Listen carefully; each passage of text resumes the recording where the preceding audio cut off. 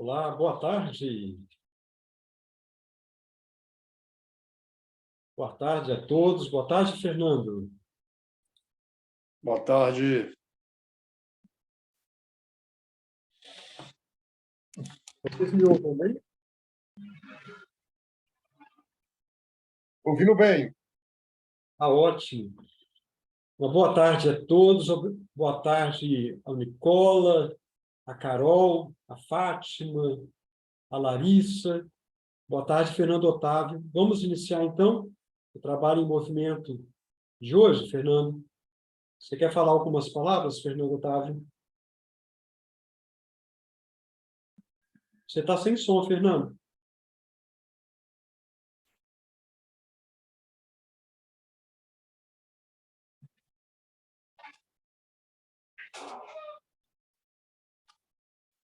Você está sem som, Fernando.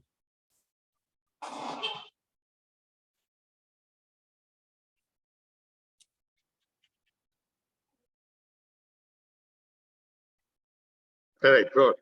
Tá me ouvindo bem agora? Agora sim. Ah, beleza. Ótimo. Bom, obrigado a presença de todos que estão aqui e aqueles que vão ver esse vídeo depois, que está sendo gravado e vai ser disponibilizado no YouTube. O trabalho em movimento foi criado para poder explicar aquilo que está acontecendo no trabalho, na relação do trabalho constantemente, porque muda todo dia, muda toda hora as normas trabalhistas, as necessidades, e é preciso estar acompanhando isso constantemente, né? O que vocês vão ver hoje já é uma mudança numa legislação que já existe, que é a questão de obrigação de igualdade, e tudo aquilo que no Brasil, infelizmente, cada vez se escreve mais, mais ainda se confunde mais. Então, a gente precisa cada vez mais olhar os pormenores. E isso é a questão do trabalho em movimento e todo aquele trabalho que o Consult faz com seus inúmeros informes. Depois o Rediz vai disponibilizar o link para vocês verem lá. E agora com o trabalho em movimento, que é o ao vivo, em que vocês podem tirar dúvidas à medida que forem surgindo aqui. Então, sem mais demora, vamos ouvir o nosso professor, o Rediz. Amanhã tem o lançamento do livro seu, né, Rediz? Então, deixa aí você fazer o convite aqui para todos e vamos ver o que ele tem a nos dizer sobre a questão da igualdade, que não é só das mulheres, tá? A igualdade é em todos os gêneros e tudo mais, se foca muito na questão da mulher, mas é igualdade para todos. Então, Edis, vamos ouvir você agora. Obrigado, Fernando. Muito obrigado. Então, vamos dar início ao 7º encontro do Trabalho em Movimento. Meu nome é Marco Antônio Redins, eu sou advogado trabalhista, e na FINDES eu trabalho na área de relações do trabalho. Vamos lá, então. Na primeira parte desse encontro, nós vamos apresentar o tema, e na segunda parte, nós vamos responder as perguntas sobre o assunto que vai ser tratado. Essas perguntas já podem ser registradas no chat. Então, quem quiser já ir colocando alguma dúvida, alguma pergunta sobre o tema de hoje, já fique à vontade. Durante a apresentação, nós pedimos manter o microfone desligado. E esse encontro nosso está sendo gravado e, posteriormente, vai ser disponibilizado no YouTube.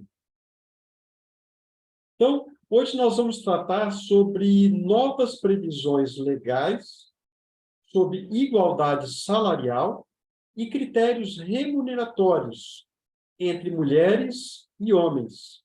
Esta é uma ação do Conselho Temático de Relações do Trabalho, chamado CONSURT, da Federação das Indústrias do Estado do Espírito Santo. Então, nosso assunto é a Lei da Igualdade Salarial, que é a Lei 14.611, de 13 de julho de 2023. É uma lei bastante recente. Qual é o objetivo dessa lei? Assegurar a igualdade salarial entre homens e mulheres que desempenharem a mesma função. Segundo a lei, as empresas que tenham 100 ou mais empregados vão ter que publicar relatórios semestrais de transparência salarial. Esses relatórios vão conter dados, informações, onde será possível comparar salários, critérios remuneratórios, proporção de ocupação de cargos de direção, gerência, chefia, preenchidos por mulheres e homens, além de outras informações estatísticas sobre possíveis desigualdades salariais decorrentes de raça, etnia, nacionalidade e idade. A lei prevê também que, identificada a igualdade salarial, a empresa vai publicar o relatório semestral. Se for identificada alguma situação de desigualdade salarial ou mesmo de critérios remuneratórios, essas empresas deverão criar planos de ação. Para quê? Para mitigar essa desigualdade. Nesse plano de ação deverão ser estabelecidos metas e prazos, e a garantia da participação de representantes, tanto das entidades sindicais, quanto de representantes dos empregados nos locais de trabalho. A lei prevê também que a empresa que não publicar esse relatório semestral de transparência salarial poderá ser multada pela fiscalização do trabalho, no valor de até 3% de sua folha de salários, limitado aí a 100 salários mínimos, que hoje nós chegamos aí ao valor de R$ 132 mil, além de outras sanções que também poderão serem aplicadas. Via de regra, temos que partir do seguinte princípio: quem desempenha a mesma função tem direito ao mesmo salário. E toda forma de discriminação deve ser combatida. Então, essa é a regra geral. Desempenha a mesma função, tem direito ao mesmo salário. E é dever de todos combater a discriminação, seja qual for o tipo e a forma de discriminação. Porém, fica uma dúvida. Somente o exercício da mesma função já é suficiente para dar direito à equiparação salarial? Uma outra dúvida. Esse relatório de transparência salarial, que deverá ser publicado pelas empresas que tenham 100 ou mais empregados, esse relatório vai ser suficiente para identificar as desigualdades salariais? E também será suficiente para identificar as desigualdades de critérios remuneratórios? Será que há algum risco de conclusões precipitadas quanto a aparentes desigualdades salariais?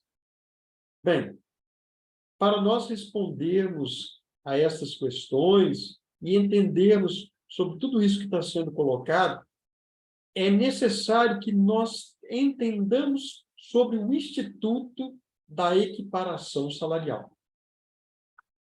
Quando nós falamos em equiparação salarial, nós estamos falando num direito que o empregado ou a empregada tem de receber o mesmo salário daquele empregado ou empregada que exerce a mesma função, dentre outros requisitos.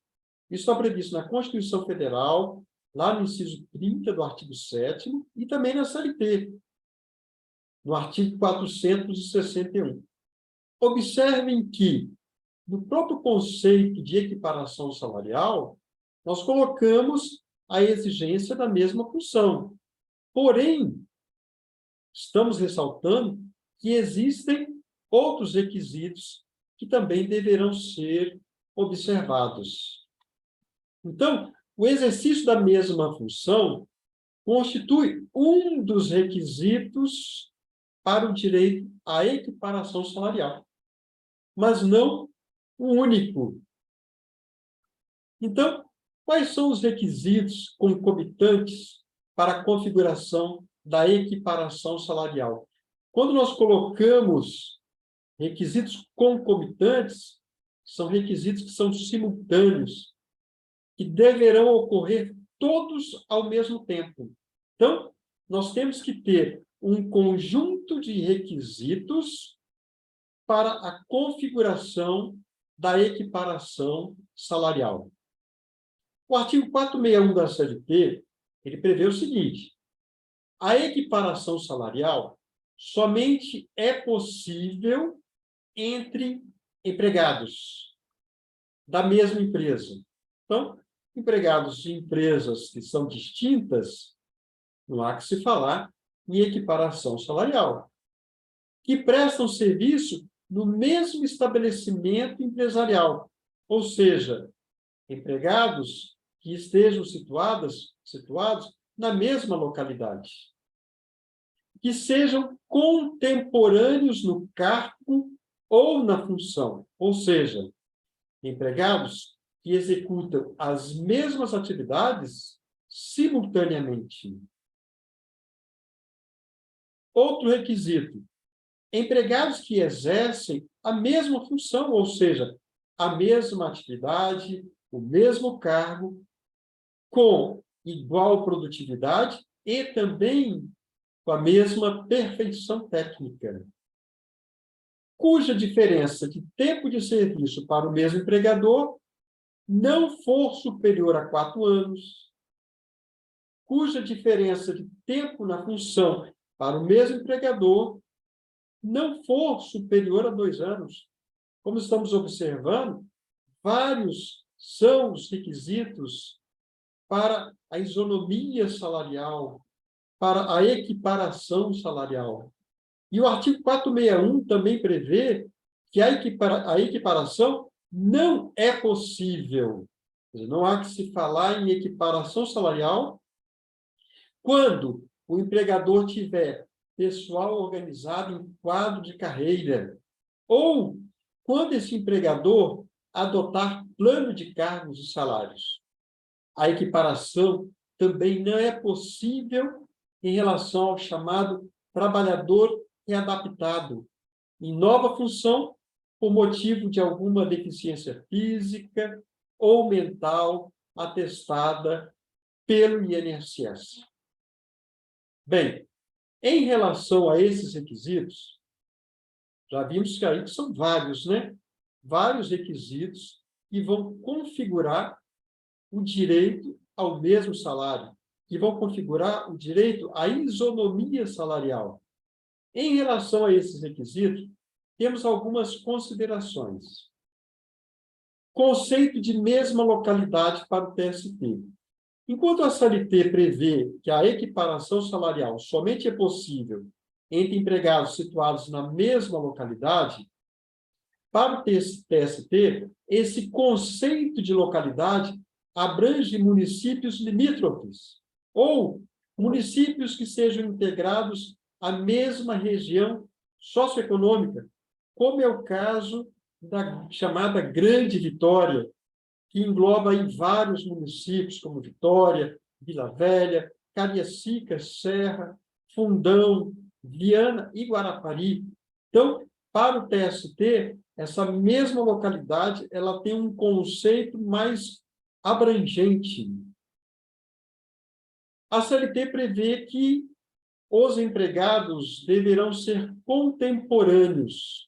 Significa que a equiparação salarial somente é possível entre empregados que executam as mesmas atividades, as mesmas funções, o mesmo cargo, mas de forma simultânea.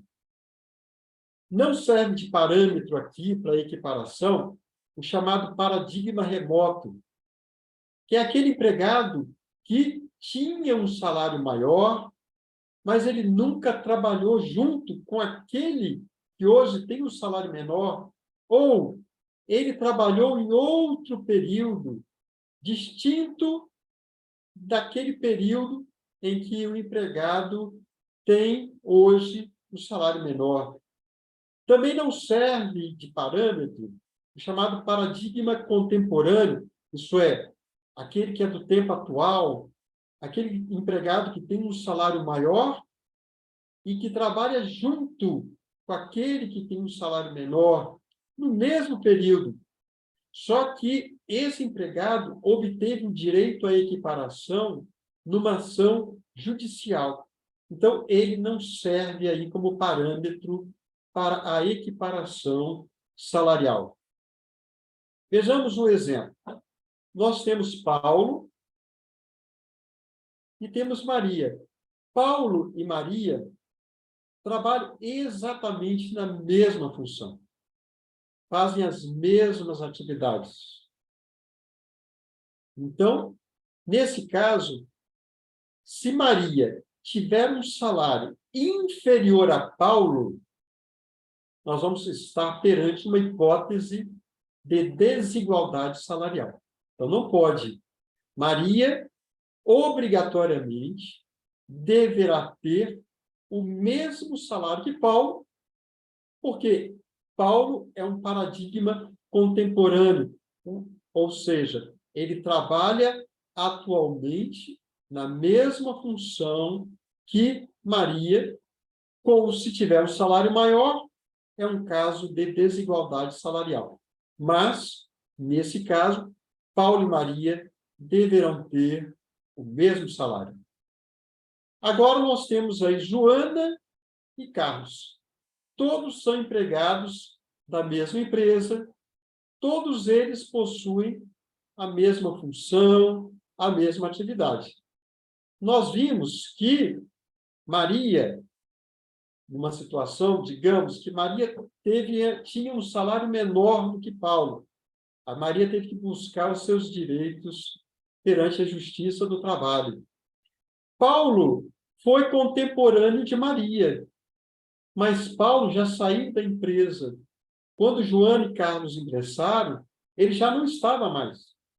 Mas quando eles ingressaram, eles ficaram sabendo, Maria tinha um salário menor que o Paulo, mas ela obteve esse direito. O que eles fizeram? Joana e Carlos estão indicando Paulo como um paradigma, como um exemplo para que eles tenham um salário maior.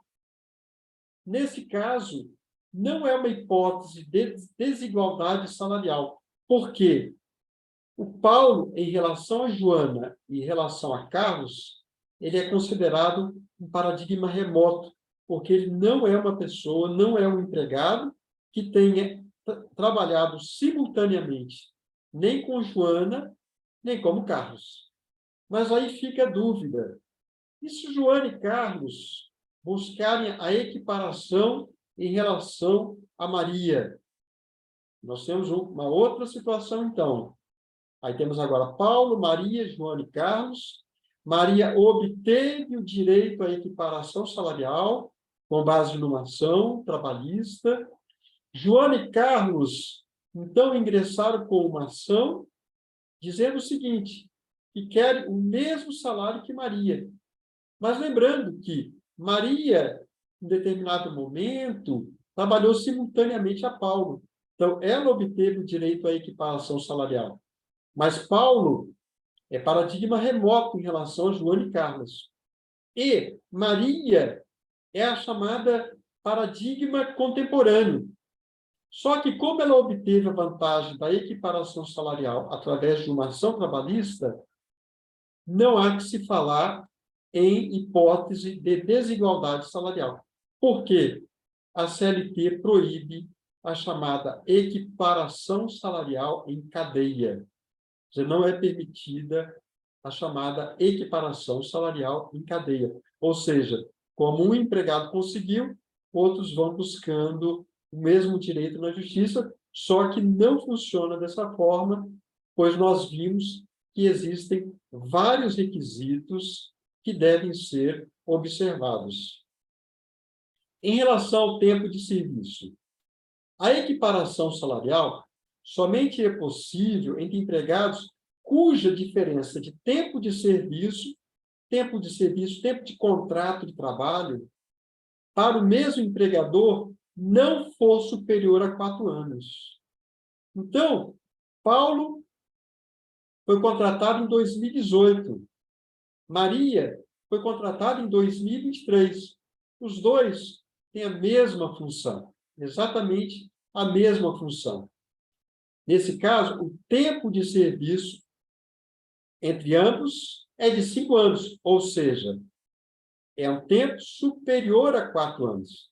Nesse caso, Paulo poderá ter um salário maior que Maria, porque esta não é uma hipótese, nessa hipótese não há que se falar em desigualdade salarial, porque o tempo de serviço entre Paulo e Maria é superior a 4 anos, então Paulo pode ter hoje um salário maior que Maria, sem que seja caracterizada uma situação de desigualdade salarial. Temos agora Joana, que foi contratada em 2020, e temos Carlos, que foi contratado em 2023. A diferença de tempo de serviço entre Joana e Carlos é de 3 anos. Então, 3 é menos de 4 anos. O que significa? Joana e Carlos deverão ter exatamente o mesmo salário. Se Carlos tiver um salário inferior ao de Joana, exercendo exatamente a mesma função, nós teremos uma hipótese de desigualdade salarial. Tempo na função. A equiparação salarial somente é possível entre empregados cuja diferença de tempo na função não for superior a 2 anos. Então, temos Paulo, que está na função desde 2019. Temos Maria, que está na função desde 2022. A diferença de tempo na função entre Paulo e Maria é de 3 anos, ou seja, é superior a 2 anos. Nesse caso, Paulo pode ter um salário superior ao de Maria, sem que isso seja caracterizado uma desigualdade salarial. Então, na hipótese do Paulo ter um salário superior, não há que se falar em desigualdade salarial. Temos agora a Joana, que ingressou na função em 2021, e Carlos, que ingressou na função em 2022. A diferença de tempo na função entre Joana e Carlos é de 1 ano, ou seja, é uma diferença inferior a 2 anos. Nesse caso, se Joana tem um salário de 3.000, Carlos, obrigatoriamente, por executar as mesmas atividades, deverá ter também o mesmo salário.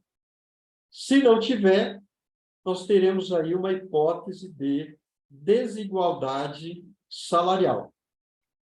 Temos a situação também do empregado readaptado para uma nova função. Quando que nós temos essa situação? Naquela situação em que, por exemplo, um empregado sofre um acidente de trabalho e esse acidente de trabalho acaba restringindo a capacidade laborativa desse empregado.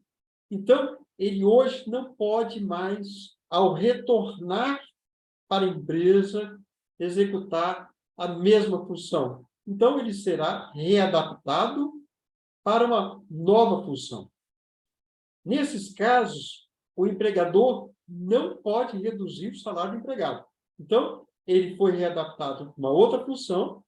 Se essa outra função tem um salário inferior, esse empregado deverá continuar recebendo exatamente aquele mesmo salário que ele tinha antes de sofrer o acidente de trabalho.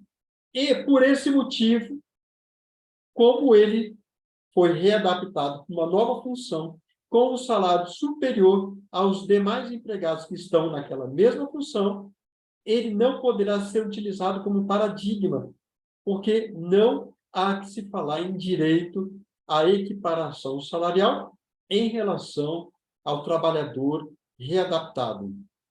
Aqui nós temos Paulo. Paulo foi admitido foi contratado como carteiro. Ele exercia suas funções na rua. Num determinado momento, quando ele estava fazendo as entregas das cartas, ele sofreu um acidente de trabalho e passou a exercer as suas atividades agora administrativa, de forma administrativa, ou seja, lá dentro da empresa. Como não pode ter redução de salário, foi mantido o adicional da atividade de distribuição e coleta, que equivale a 30% do seu salário básico. Então, agora, Paulo é um empregado readaptado em qual função? Na função administrativa. Só que trabalha com ele Maria. Maria já exercia essa função administrativa, ou ela pode exercer, a partir de agora, essa função administrativa, só que o salário de Paulo é 30% superior ao dos demais empregados da função administrativa. Isso significa que, apesar de Maria exercer a mesma atividade, a mesma função que Paulo, ela não tem direito ao mesmo salário que Paulo, porque Paulo é um empregado que foi readaptado. Então, esta é uma hipótese que não há que se falar em desigualdade salarial. Como estamos percebendo, naquele relatório que as empresas que têm 100 ou mais empregados deverão formular, preencher com várias informações, todas essas informações deverão ser observadas pelo Ministério do Trabalho, tendo em vista que estamos observando que tem vários requisitos que vão influenciar ou pela equiparação ou, contrariamente, à equiparação salarial. Agora, digamos que estejamos perante um caso onde foi comprovada a desigualdade salarial. Quais serão as consequências? No caso de comprovada desigualdade, é devido ao pagamento de diferença de salário.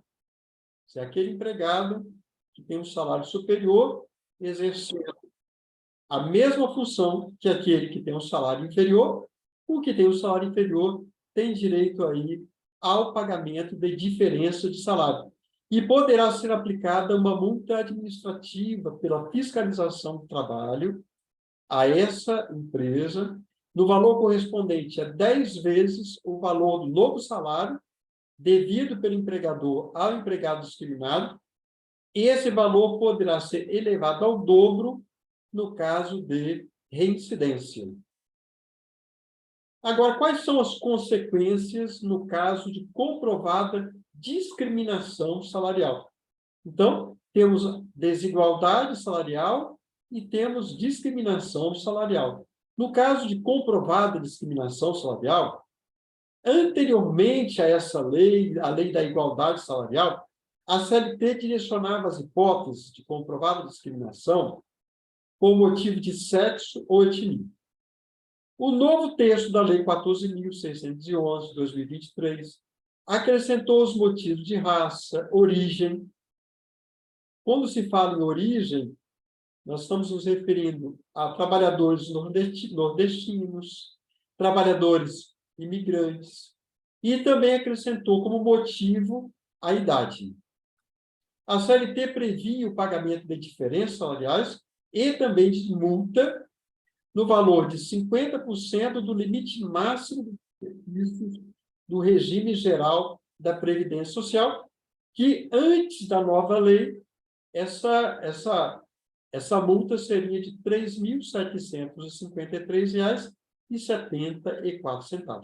A partir da nova lei, aliás, previa também uma multa administrativa de somente um salário mínimo.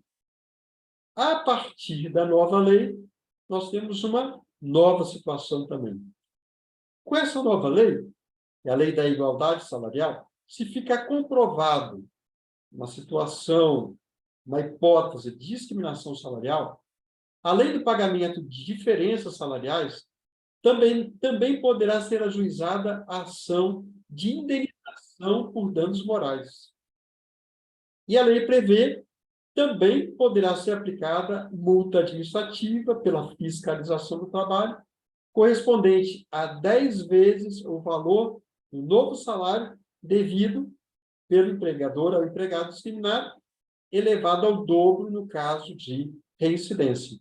Como nós vimos, antes, a previsão era uma multa relacionada aí ao piso do INSS, agora não. Vai ficar a cargo, a critério do juiz, estipular o valor da indenização. E a multa administrativa, que era de um salário mínimo, agora é de 10 vezes o valor do novo salário, que é devido ao empregado discriminado, e esse valor poderá ser elevado ao dobro em caso de reincidência. Outras informações da Lei 14.611, de 2023. O Poder Executivo Federal ele deverá disponibilizar uma plataforma digital de acesso público aos relatórios semestrais de transparência salarial que deverão ser publicados pelas empresas com 100 ou mais empregados, bem como o governo federal deverá instituir um protocolo de fiscalização contra a discriminação salarial e de critérios remuneratórios entre mulheres e homens, sempre observando aí os cuidados em relação aos dados pessoais dos trabalhadores e trabalhadoras, observando, então, a Lei Geral de Proteção de Dados Pessoais. Nós esperamos que essa plataforma digital de acesso público, que ela abranja não somente a questão da função que é desempenhada pelos empregados, mas também todos os outros requisitos que nós vimos que concomitantemente, ou seja, ao mesmo tempo, todos eles deverão ser observados para se identificar uma situação, sim ou não, em relação à discriminação salarial. Para mais informações, nós indicamos um informe estratégico que trata sobre a nova lei da igualdade salarial. No chat, nós já colocamos o link. Então, as pessoas que tiverem interesse em acessar esse informe estratégico com várias informações, é só pegar o link no chat. E nós pedimos também que todos busquem também responder nossa pesquisa de satisfação, que nós também colocamos lá no chat. Eu estou vendo aqui que nós temos algumas perguntas. Vejamos aqui, então.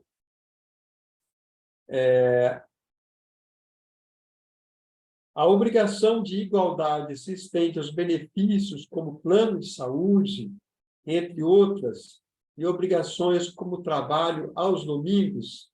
Essa é uma pergunta do Fernando Otávio, que é o presidente do Conselho Temático de Relações do Trabalho. Não, Fernando. Essa lei ela é direcionada exclusivamente para a questão da igualdade de salários. Em relação a outros benefícios, não há que se falar aí, a lei ela não contempla essa previsão. Só que, normalmente, a grande parte desses benefícios, o plano de saúde, normalmente eles estão previstos em instrumentos coletivos.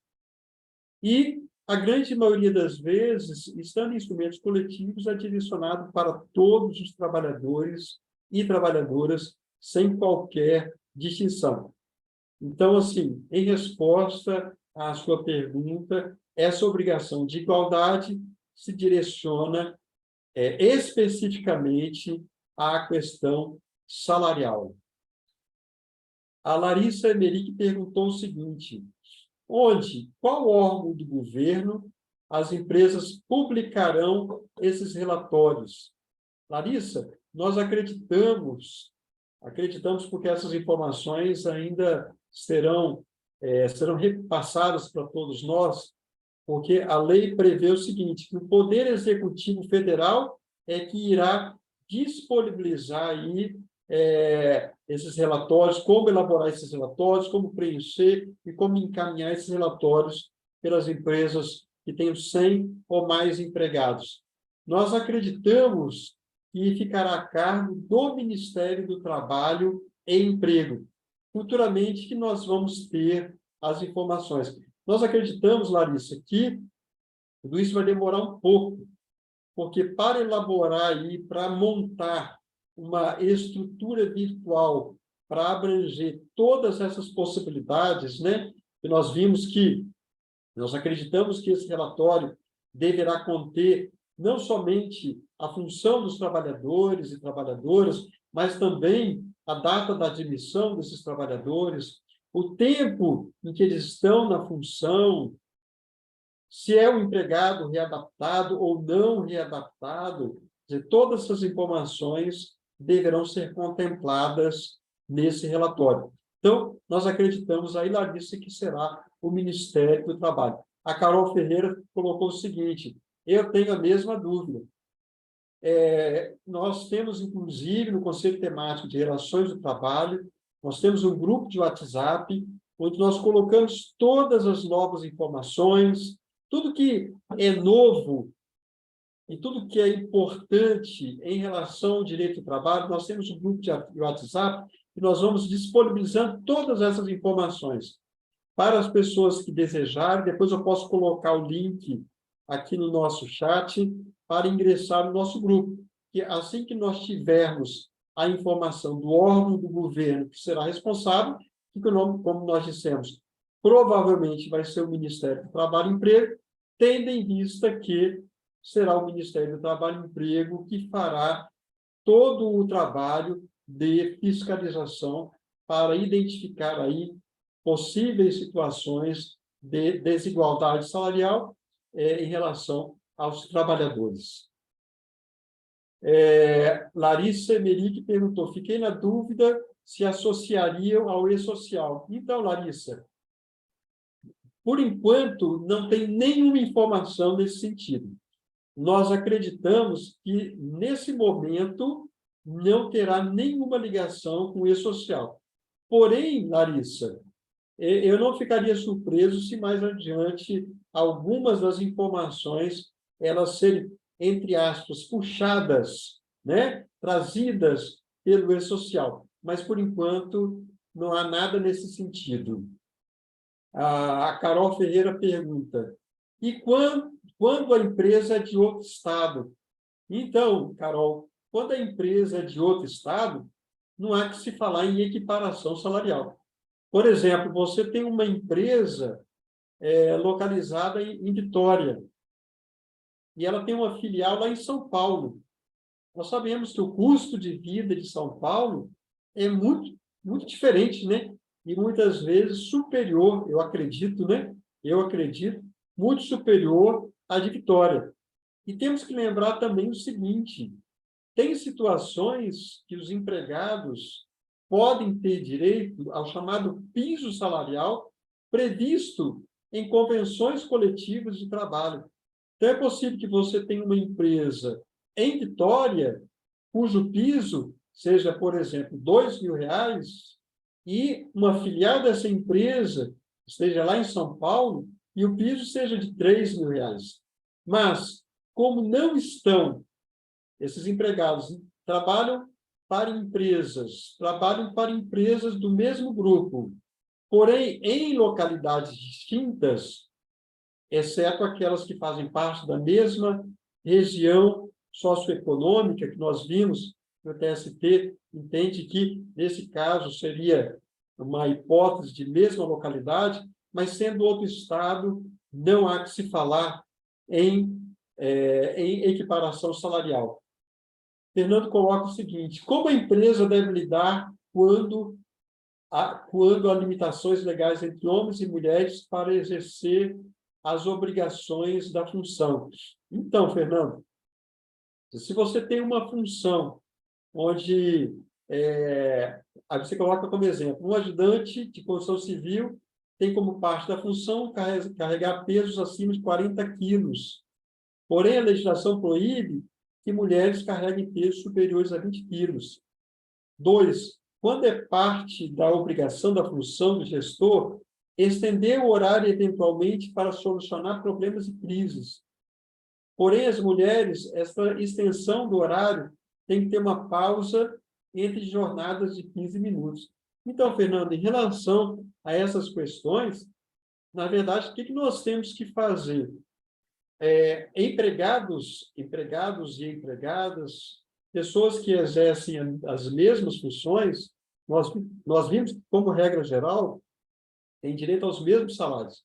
Porém, nós temos que continuar observando as previsões legais de proteção, no caso, às trabalhadoras, que a CLT nós sabemos que ela tem todo um capítulo, uma parte da CLT é dirigida à proteção da mulher. Então, nós temos que conjugar nesse trabalho também as exigências da CLT em relação às trabalhadoras. Quer dizer, no caso aí do peso, o homem vai poder carregar um peso maior, mas a mulher, obrigatoriamente, o empregador deverá observar o limite previsto na CLT. Para quê? Para evitar que depois possa ocorrer uma situação onde essa empregada possa até mesmo alegar uma doença ocupacional ou, de repente, uma situação onde possa acontecer um acidente de trabalho. A Larissa colocou o seguinte: não encontrei o link no chat. Poderia reenviar?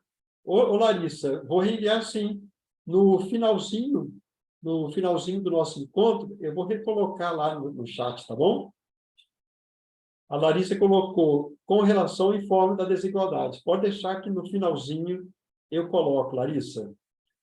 A Carol colocou, passa o contato do WhatsApp depois? Passo sim, Carol. Esse WhatsApp é um grupo formado pelo Conselho Temático de Relações do Trabalho. Pode ingressar nesse grupo qualquer pessoa, qualquer empresa, pode ser alguém do RH, pode ser um gerente, pode ser um gestor, aquela pessoa que trabalha na empresa, que tem uma empresa, que é um empresário, que tem interesse nesses assuntos de direito do trabalho, pode ingressar no chat, no nosso grupo do WhatsApp, que vai ter acesso aí a várias informações atualizadas. Bem, eu estou vendo aqui que ninguém mais colocou nenhuma pergunta e nós estamos aí à disposição. Quem quiser abrir o áudio, Fernando, quem quiser abrir o áudio para fazer pergunta, fique à vontade. E nós estamos à disposição. Temos ainda 12 minutos do nosso encontro. Normalmente ele dura 1 hora. Temos aí 12 minutos. Enquanto eu vou aguardando, eu vou colocando aqui no grupo a informação do informe estratégico e também a informação do nosso grupo no WhatsApp. Ô, Regis, Pois não, Fernando? só uma dúvida. A gente está... Essa questão da igualdade, como eu falei no início, não é só a questão das mulheres, né? Então, é a questão de gênero, questão de, como você falou, de deslocamento social, posição social e tudo mais. Aí, só uma curiosidade, como é que uma empresa pode lidar, por exemplo, com alguém que tem opção, porque hoje você tem declarações, né, autodeclarações, que eu sou de um gênero, não sou de outro, né? Como é que ela deve se lidar com, se proteger com essas situações? Uhum. Então, Fernando, todas essas questões que você está colocando são muito importantes, só que são questões muito novas, são questões muito recentes. Então, hoje, nós não teríamos, e muitas vezes, quando nós temos algumas questões que não estão abrangidas especificamente pelas normas, aí acaba gerando um vácuo, né? Um vácuo acaba gerando uma situação de dúvida e de incerteza, onde a própria norma ela não contempla a solução jurídica. Quer dizer, para essa questão que você está me colocando, a grande possibilidade é que nós venhamos a ter, no futuro, decisões judiciais que venham a nos amparar sobre como proceder nesses casos. Agora, já de antemão, para evitar qualquer tipo de situação, qualquer tipo de problema, vamos lembrar o seguinte, em relação à equiparação salarial, quer dizer, se nós tivermos todos aqueles requisitos que nós apontamos, lembrando que são requisitos que são concomitantes, todos eles concomitantes. Então, independentemente de ser um homem, independentemente de ser uma mulher, independentemente de ser qualquer tipo, qualquer gênero, essa pessoa terá direito à equiparação salarial. Então, o direito é para todos em relação à equiparação salarial. A dúvida fica, Fernando, muitas vezes, em relação às previsões, por exemplo, da CLT, que são específicas, né, para a mulher. Quer dizer, essas situações é que pode gerar algum tipo de dúvida.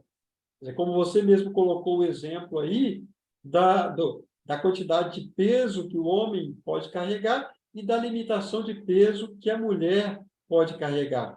Então, nesse caso, nós não temos assim um parâmetro hoje para dar uma resposta com segurança de qual seria ou qual deverá ser o procedimento adotado pela empresa.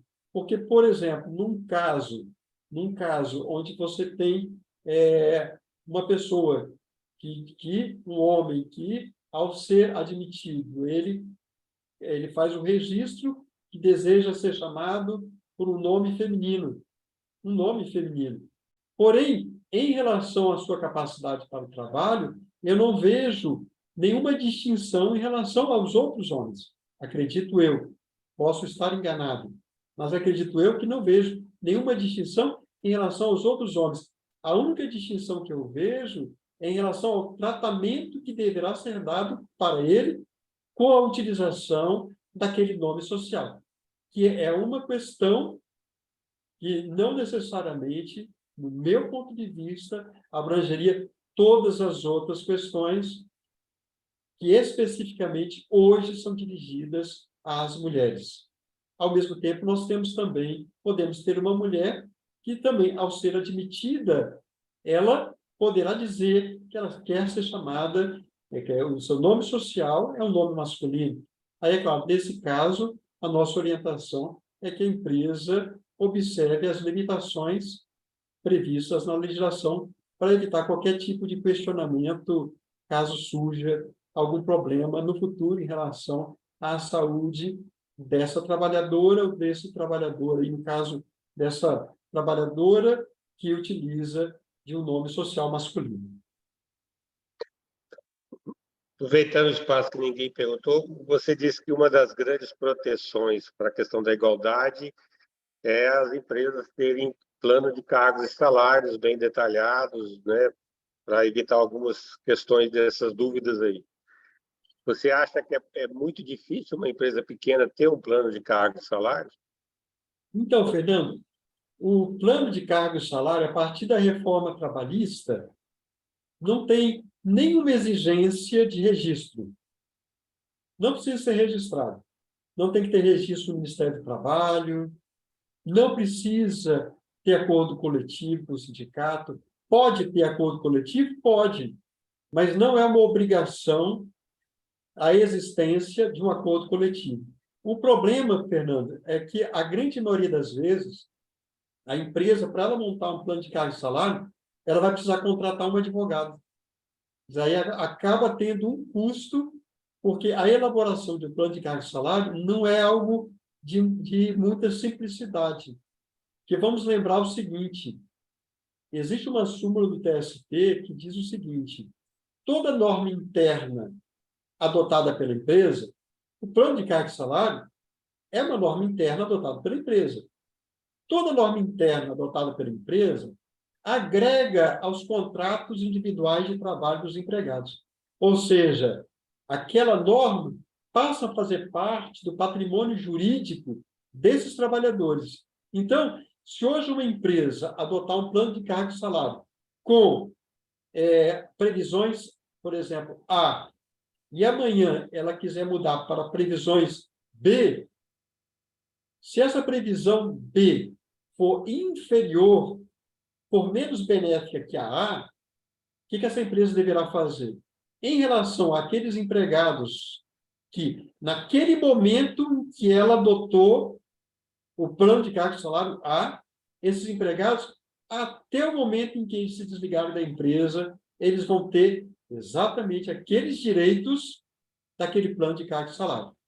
Já os novos empregados poderá ser aplicado o plano de cargo e salário B. Por isso que eu estou dizendo para você o seguinte, a elaboração de um plano de cargo e salário tem que ser muito bem pensado, porque ali é uma carta, é um documento onde a empresa assume compromissos. E, se ela depois não cumprir, ela pode vir a ser questionada judicialmente. Agora, o fato de ter um plano de cargo e salário retira aí qualquer argumento em relação à equiparação salarial. Ok. Nós colocamos no grupo já, eu acredito que vocês estão conseguindo ver, em relação ao informe, e também colocamos o nosso link aí para ingressar no nosso grupo do WhatsApp e quem desejar também ingressar no Telegram. No Telegram tem todos os informes que foram publicados desde o momento em que esse grupo foi criado. No WhatsApp, nós sabemos que, quando nós entramos, nós acessamos as informações somente a partir do momento do ingresso. Teremos mais alguma pergunta? Estamos à disposição. Eu estou muito satisfeito, Fernando. Eu acredito que o nosso encontro de hoje foi bastante satisfatório. Eu acredito que nós elucidamos sobre o assunto e colocamos as nossas preocupações em relação a algumas situações que podem gerar argumentações de desigualdade salarial, sem que se observe todos esses detalhes que nós passamos, que vamos ressaltar. Todas essas informações que nós passamos estão lá no artigo 461 da CLT. Estão no artigo 461. Então, são questões que estão previstas na CLT e que deverá ser observada, não somente pela empresa, mas também pelo órgão do Poder Executivo Federal, que for criar essa plataforma onde serão feitos os registros das informações dos trabalhadores das empresas com 100 ou mais empregados. Destacar, Marcos, que o trabalho do Consurt, principalmente esse trabalho em movimento, não é apenas trazer informações que acontecem novo, mas também fazer demandas dos órgãos federais. Então, a gente até já elaborou projetos de lei que estão andando na Câmara. Então, deixa aberto ao grupo e a todos que participam que qualquer demanda que queiram achar interessante, tragam para o Consurt, que a gente pode demandar os órgãos superiores, órgãos de fiscalizações, ou até mesmo elaborar projetos de lei e encaminhar para a Câmara para fazer as adequações necessárias. Verdade, Fernando. Inclusive, a Larissa colocou excelente encontro, muito relevante. Parabéns. Muito obrigado, Larissa. Obrigado mesmo. Nós pedimos a vocês que ingressem na nossa pesquisa de satisfação. Nós temos uma pesquisa de satisfação onde nós colocamos, inclusive, um local para as pessoas colocarem aí algumas sugestões de assuntos para nós trazermos. Carol, muito obrigado também. Carol colocou ótima explicação. Muito obrigado, Carol. O que é mais importante, na verdade, é que nós buscamos trazer esse assunto para mostrar que a lei, que nós estamos vendo aí várias divulgações da lei, só que todas as divulgações são somente para a questão da mesma função. E nós temos essa preocupação de elucidar que a mesma função é somente um dos requisitos, mas que nós temos aí que observar todos os outros que estão previstos lá na nossa CLT. Nós vamos agradecendo, né, Fernando? Sim. Agradeço a todos aí a participação e fiquem atentos que teremos outros programas desse tipo. Nosso agradecimento, nosso muito obrigado a todos. O nosso e-mail é consulte@findes.org.br. A Federação das Indústrias, por meio do Conselho Temático de Relações de Trabalho, agradece a presença de todos e a participação. E, posteriormente, nós vamos colocar esse vídeo no YouTube, que estará disponível para todos. Nosso muito obrigado e uma boa noite a todos.